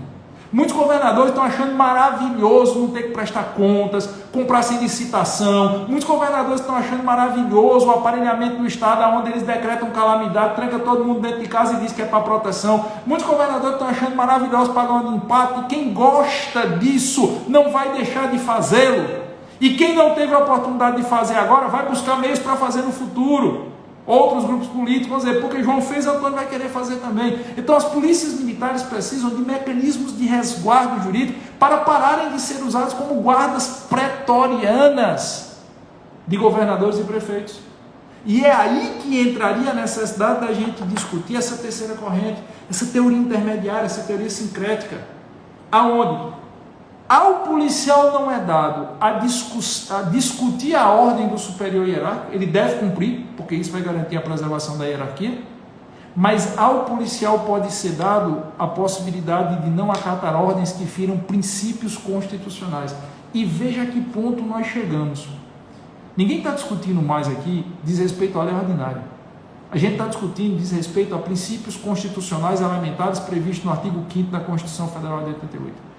Nós estamos discutindo aquilo que por 30 anos permeou a boca dos juristas. Princípios fundamentais, direitos humanos, liberdade. Que esses mesmos juristas hoje silenciam.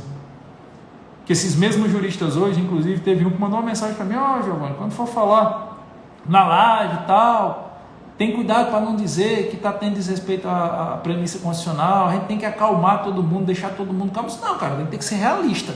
Eu não estou exaltando ninguém, eu estou mostrando o que eu enxergo do direito. Esses mesmos juristas passaram 30 anos, direitos fundamentais, artigo 5º, artigo 5º, estão calados. Cadê a porra do artigo 5º? Cadê o garantismo, meu povo? Cadê a preservação dos direitos fundamentais? Nós chegamos ao ponto de discutir que não tem mais direito fundamental no Brasil. Então é óbvio que agora não tem muito o que fazer. Se você chegar para mim e disser, Giovanni, qual é o conselho que você dá para mim, que sou praça, que sou primeiro sargento, segundo sargento, sou tenente, sou policial militar, que recebi uma ordem de fechar o comércio? Feche, com o mínimo de força que você puder, com o máximo de educação que você puder. Lembrando que do outro lado tem um cidadão e um pai de família igual a você, que está se lascando por motivos diferentes igual a você, que está desesperado, mas cumpra a ordem. Porque agora, se você não cumprir a ordem, sua vida se lascou. Eu tenho consciência disso. Quantos e quantos policiais militares, meus alunos, já não me perguntaram isso e a minha resposta foi a mesma. Giovanni, toque de recolher é absurdo. Toque de recolher é só em estado de sítio. Tudo que eu aprendi do direito deixou de existir. O governador mandou a gente fiscalizar toque de recolher. Eu estou na VTR hoje à noite, eu faço o que eu digo que fiscalize. Aborto com educação. Lembre-se que você pode estar abordando um pai de família que saiu de casa porque o filho dele está chorando com fome. Lembre-se que você é pai e que na hora que seu filho chora com fome, a única coisa que você quer é que ele coma. E que se você tem para dar, talvez aquele cara não tenha para dar. Não ache que porque você está cumprindo ordem, você tem que cumprir a ordem cegamente. Você tem que cumprir a ordem. Mas você pode cumprir a ordem de uma forma mais humana. É esse o conselho que eu dou para os meus alunos.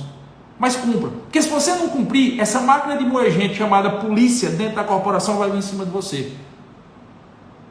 Você não pode salvar um afogado se afogando também. Eu disse isso hoje para um aluno policial militar. Você não pode salvar um afogado se afogando também. Você primeiro tem que se preservar para depois poder salvar o afogado. E governos passam, polícia fica. Chapa política muda. A política é como as nuvens, ela muda muito rapidamente. A farda permanece, o brincate permanece, as flâmulas policiais permanecem. Então pode ser que o governo não seja o mesmo daqui a 2 anos, mas a farda que você usa é a mesma. Então não queira salvar um afogado se afogando. Cumpra a ordem. Agora, na hora de cumprir a ordem, se lembra, bicho, tu tá abordando aquele cara do espetinho. Tá abordando aquele cara do espetinho? Não ache que aquele cara está lá porque ele é ruim. Aquele cara está lá porque precisa. Eu vi uma cena hoje, um vídeo. Eu não postei esse vídeo, eu até só comentei isso no Twitter. Eu evito fazer esse tipo de comentário aqui no Instagram e tal. No Twitter eu fiz esse comentário. Cara, eu vi muita desgraça na minha vida. Eu já vi muita cena ruim na minha vida, e durante essa pandemia principalmente. Mas esse vídeo especificamente que eu recebi num grupo de WhatsApp aí, sabe assim quando você leva um murro no estômago? Eu senti náusea do vídeo.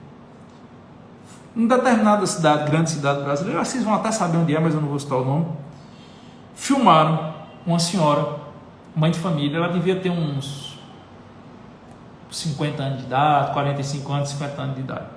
Ela chegou com uma mesinha dobrada e uma bolsa aqui do lado. E filmaram ela chegando na entrada de uma comunidade, de uma favela, dominada por traficantes. E ela pedindo, chorando aos traficantes, que deixasse ela botar a banquinha para vender as coisas dela no terminal das vans. Que o terminal das vans ficava dentro da favela. E os traficantes dominavam tudo, inclusive o terminal das vans. Porque ela trabalhava num terminal de ônibus dessa cidade há mais de 20 anos vendendo as coisas dela, e agora não podia mais trabalhar. Que tinham tomado as coisas dela da outra vez. E que ela estava com 3 filhos dentro de casa, e ela tinha saído de casa porque deixou uma criança chorando com fome e os outros 2 tomando de conta. E ela implorava, deixa eu vender, eu preciso. E os traficantes, pois não, tia. E a galera filmando, eu acho que foi até o próprio tráfico que filmou, pois não, tia. E essa mulher começa a chorar, bota as coisas no chão, coloca a mão no ombro dos traficantes e começa a orar, agradecendo aos traficantes. Para quem como eu, há 25 anos, defende forças de segurança pública, para quem como eu já recebeu ameaça de morte, porque eu digo mesmo na lata o que eu penso, para quem como eu costumo dizer, muitos cantam no centro de costa para a rua, você vê uma mãe de família, ninguém chora daquele jeito por maldade não, é por desespero. Uma mãe de família chorando, orando, agradecendo a meliante, a criminoso, traficante, porque vão deixar ela trabalhar para tentar levar comida para casa. E essa mesma mãe de família não poder fazer isso no Estado, no ente público, num terminal de ônibus, ela preferir pedir desespero e socorro a traficante, a faccionário, coisa que um governador lhe nega. Bicho, isso para quem defende segurança pública é um murro no estômago. Então eu sei que os policiais têm que cumprir essas ordens. Eu tenho certeza absoluta e inequívoca. E eu sempre digo, cumpra, porque senão você se lasca. Mas lembre-se que daquele lado de lá, naquela banquinha, com aquele negocinho do lado ali, pode ter uma mãe que deixou 3 filhos em casa chorando com fome. O choro não é livre, como alguns disseram hoje aí. Não é o que temos para hoje. O choro é consequência para as pessoas comuns de muito sofrimento. E olha que as pessoas comuns são acostumadas a aguentar porrada. O homem comum no Brasil, ele aguenta porrada e aguenta condição adversa em tudo. Quando ele chora, velho, é desespero. E um trabalhador, um pai de família chorar por desespero, e isso não comover você, é a coisa mais lacinante que pode acontecer. É sinal que você não gosta nem de você mesmo. Porque quem não se compadece de um pai de família que não tem um prato de comida para dar para um filho, não se compadece de nada. É tão egoísta que só pensa nele mesmo. E eu digo para todos os policiais militares, quem está do outro lado sendo abordado não é o dono do grande supermercado. O dono do grande supermercado quer que fique fechado, porque só ele vende. Quem está do outro lado sendo abordado não é dono de concessionária de carro não, porque aqui em Pernambuco mesmo, concessionária de carro para venda de veículo foi considerado serviço essencial. E a porra do secretário, o secretário chegou e disse, é porque o cidadão tem direito de fazer feira e no supermercado e comprar carro. Ele só não disse que o secretário aqui de Pernambuco é um dos donos das maiores redes de concessionária de Pernambuco. Ele não está preocupado com isso não. Não ache que o gestor do iFood está preocupado com o fechamento não. Não ache que vão mandar você bater na porta da casa de rico não. Quem você vai abordar é o fiteiro. Quem você vai abordar é o vendedor de espetinho, é o dono da barbearia, é o cara do sushi que ainda não terminou de pagar nem as mesas que comprou em 24 meses na Frigelar. Quem você vai abordar é a mãe de família, que se não vender o lanche dela no carrinho da rua, talvez aquela mesma mãe de família que já te ofereceu água, porque o Estado não te dá água dentro da VTR não. O filho dela não come. O choro não é livre nem é o que tem para hoje. O que tem para hoje é miséria de muita gente. E você vai lidar com essas pessoas que estão na miséria e que estão chorando, não porque o choro seja livre, Estão chorando pelo desespero. Então, cumpra a sua ordem. Mas tem que ser o mais humano possível, sem se afogar. É isso que eu lhe digo. E para nós juristas, não agora não tem o que fazer. Para nós juristas, quando o efeito backlash se manifestar, e ele sempre vai se manifestar, nunca aconteceu na história de não se manifestar, ele vai se manifestar. Nós precisamos depois sentarmos, assim que passar esse estado anômalo de coisas, e discutirmos mecanismos de proteção a esses policiais. Nós precisamos discutir mecanismos que permitam a esses policiais militares, na próxima crise, dizer: eu sei que eu tenho que cumprir ordem, mas se a ordem ofender direito fundamental, eu não vou cumprir e eu tenho que estar resguardado por lei. Porque, veja, se um direito fundamental ele pode ser vilipendiado por um ato de vontade de um prefeito, ele nunca foi direito, muito menos fundamental. Eu vou dizer de novo. Se um direito fundamental, os direitos fundamentais são oriundos dos direitos naturais, do ius naturalismo, como já nos ensinava Pontes de Miranda. Eles são fundamentais porque que o legislador colocasse ele na Constituição ou não, eles já existiriam pela própria essência do ser humano. Direito à vida, à liberdade, à autodeterminação, à expressão, à autodefesa. Quem nos ensina isso é Pontes de Miranda. Quem nos ensina isso é Magalhães Noronha, Paulo Sumaria. Se esses direitos fundamentais do artigo 5º da Constituição Federal, que são decorrentes dos direitos humanos, que são respaldados pelo Pacto de San José da Costa Rica, pela Convenção Interamericana de Direitos Humanos, pela Carta das Nações Unidas dos Direitos Humanos, pela Declaração Universal dos Direitos do Homem e do Cidadão, e que foram compilados em algo que nós chamamos de artigo 5º da Constituição, se esses direitos podem ser vilipendiados, sob qualquer pretexto, inclusive da pandemia, por um prefeito de uma cidade, é porque eles nunca foram direitos e nunca foram fundamentais. Porque direito é aquilo que você não precisa pedir autorização a ninguém para exercê-lo. Ele precisa estar apenas na lei. E fundamental é aquilo que nada justifica a sua abstração. Nada. Então, nós vamos precisar, muito brevemente, discutir uma terceira via entre baionetas cegas e baionetas inteligentes. Uma via que preserva a hierarquia militar, que eu insisto, tem que existir.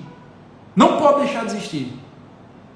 Que não dê ao policial a liberdade de discutir tudo, porque se ele discutir tudo ele não executa nada, mas que permita ao policial, pelo menos, se recusar a cumprir ordens que ofendam direitos fundamentais. Porque se a gente não fizer isso, a gente está declarando que não existe direitos fundamentais no Brasil. Beleza? O tema é por demais complexo, eu vou abrir os comentários aqui, não sei nem que horas são, eu acho que me empolguei aqui na live. O tema é 1h30 de live já, o tema é por demais complexo, é óbvio que eu fiz um resumo do resumo, estou ativando os comentários aqui, eu fiz um resumo do resumo, eu tive que fazer aquele preâmbulo histórico para vocês entenderem toda a realidade que a gente vive hoje, e recomendo, aprofundem a leitura. Eu até separei aqui uma indicação de uma obra que eu li recentemente. Deixa eu ver se eu vou achar aqui agora para indicar para vocês. Pronto. Eu li recentemente esse livro, está até gratuito, está lá no site do Ministério Público do Estado de São Paulo, MPSP, tá certo? Anota o nome do autor aí.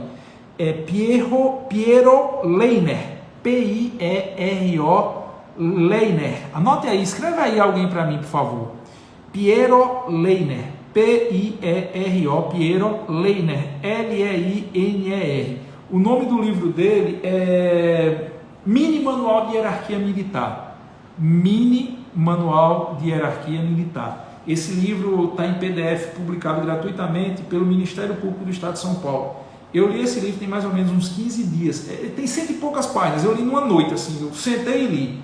Ele traz uma reflexão muito importante sobre essa necessidade de você compatibilizar isso, Piero Leiner, acabou de escrever, de compatibilizar a hierarquia militar com a necessidade de preservação da hierarquia militar, com a necessidade de preservação dos direitos fundamentais. É uma obra que eu recomendo.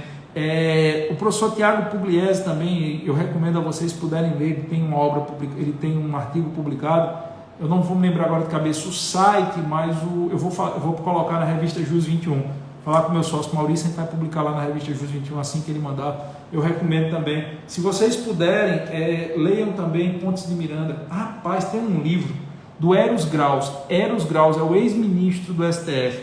E ele lançou um livro agora, eu não li ainda. Eu comprei e estou esperando o livro chegar. Mas os amigos que já leram dizem que é uma leitura indispensável. Por que tenho medo dos juízes? Procure também, anote aí, Eros Graus, o autor, ex-ministro do STF, Eros, E-R-O-S, Eros Graus. Por que tenho medo dos juízes? Eu não li ainda, mas as resenhas que eu escutei sobre esse livro são fora do comum. Eu comprei, estou esperando a editora, eu acho que é Malheiros a editora. Eu estou esperando chegar o livro. E leiam, se informem, tá bom? Deixa eu ver quem está comentando aí. Desculpa eu não ter deixado os comentários abertos, é porque realmente a gente precisa se concentrar. É um tema por demais complexo, por isso que eu recomendo a leitura. Iago Galvão, valeu, cara, obrigado demais. João, eu não vou discutir isso agora não, tá certo? Eu sou contra a desmilitarização, eu tenho formação militar e eu sei a importância da hierarquia militar. Fabrício Peixe, é difícil trabalhar com decreto em branco. Valeu, Giovanni, muito obrigado pelo respeito. Vocês sabem o respeito que eu tenho pelas instituições policiais e vocês sabem a preocupação que eu tenho em preservar as instituições policiais. Mas vocês sabem também que a história não perdoa covardes, né? Eu sempre digo isso para os meus alunos. A história não perdoa covardes. E um jurista que se acovardar nesse momento, ele não vai ser perdoado pela história. Mas cedo ou mais tarde, o silêncio de tantos juristas será cobrado. Eu não sei se eu estarei vivo, se Deus me dará tempo de vida suficiente para ver isso. Mas eu acredito sinceramente que a história vai cobrar o silêncio dos juristas. E eu quero que, quando nesse dia chegar, minha filha possa olhar para mim e dizer assim: papai, eu tenho orgulho que o senhor não silenciou. Eu tenho orgulho que o senhor, a pouca arma que o senhor tinha, que era a voz, o senhor usou para defender os policiais que precisam ser defendidos e que infelizmente poucas pessoas o fazem, mas o senhor também não silenciou perante a sociedade que está se lascando e o Estado de Direito que deixou de existir. Então, não é fácil. Eu sei que eu vou levar de pedrada depois dessa live aqui. Eu já tenho consciência disso, eu comecei a levar antes, imagine depois.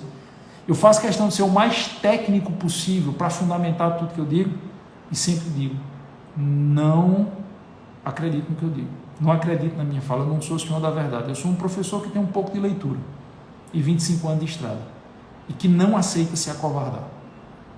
Se os outros acham que covardia virou virtude, para mim a covardia nunca vai ser virtude, a honra é virtude. Mas não acreditem no que eu digo, escutem outras pessoas, escutem pessoas que pensam de forma completamente diferente do que eu penso e formem sua convicção. Agora, quando você for formar essa sua convicção, se sua convicção for achar que os policiais militares que estão na rua são responsáveis por esse estado anômalo de coisas, repense, cara. Repense. Só sabe o que é rua e o que é caserna quem já foi para a rua, quem já foi da caserna. Acredito no que eu estou dizendo. Se você acha que vale a pena outras pessoas assistirem essa live, se você acha que vale a pena outras pessoas terem acesso a esse debate, essa discussão, essa live vai ficar salva no IGTV, tá certo? Eu vou deixar ela salva no IGTV. A última live que eu fiz aqui sobre os policiais militares, teve muita gente que denunciou a live para derrubar a live. Como eu digo, tem muita gente que não gosta de polícia, mas o Instagram não derrubou. Então, você comentar, certo? Quando a live fica no IGTV, você vai lá e comenta. Claro, não escrever besteira, fazer comentários, dizer o que você achou, que você concorda, você não concorda com argumentos jurídicos. Isso ajuda o Instagram a manter a live, isso ajuda o Instagram a mostrar essa live para mais pessoas. As pessoas só vão lá e curtem a live, beleza. Mas o fato de você comentar, quanto mais comentários a gente tem na live, mais o Instagram entende que a live é relevante, e mesmo que a galera fique denunciando, o Instagram mantém a live. Então, se você acha que é relevante outras pessoas terem acesso a essa informação, você me ajuda comentando na live, você me ajuda compartilhando o link. Tá bom? Valeu, pessoal. Boa noite para todo mundo. Obrigado por quem acompanhou. O Moisés, mande um abraço aí para todos o 13º BPM da Polícia Militar de Pernambuco. Um abraço para o 13º, não, 17º, desculpe. Um abraço para o 17º. Onde é o 17º? O 17º é interior. O 13º é aqui, próximo ao Clube dos Oficiais. Onde é o 17º, amigo? Um abraço para todo mundo do 17º aí. RC Martins, valeu, cara. Um abraço para você. Andresa Pimenta, valeu. Ô, Dona Lore, um abraço para Dona Lore. Dona Lore é uma pessoa muito importante aqui para todos nós do JUS 21. Dona Laura é uma das pessoas que mais ajudam todos nós do Jus 21. Dona Laura é mãe de Maurício, mãe do meu sócio aí. Um abraço para a senhora, Dona Laura, obrigado por nos acompanhar. Aí meu patrão JK está dizendo que é em Paulista, pronto, 17º Batalhão de Paulista, um abraço aí.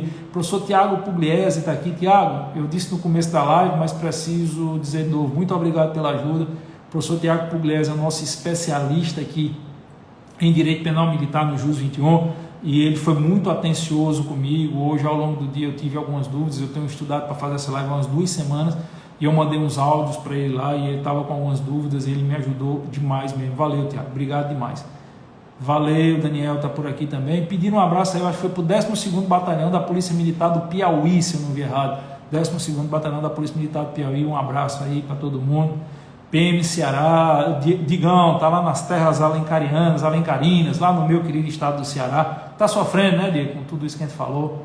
13ª Companhia de Batalhão Ambiental de Caldas Novas, Goiás. Um abraço, Caldas Novas, uma cidade que eu gosto demais, já estive lá algumas vezes. Abraço pra galera, PM Ceará, abraço, Henrique. É isso aí, PM Minas Gerais, é isso aí, galera. Vamos ficando por aqui, um abraço para todo mundo. Aos policiais que estão enfrentando essa tempestade, meu muito obrigado. E reforço o pedido, lembre-se sempre, vocês têm que cumprir a ordem, mas do outro lado tem pai de família desesperado. Cheiro para quem for de cheiro, abraço para quem for de abraço.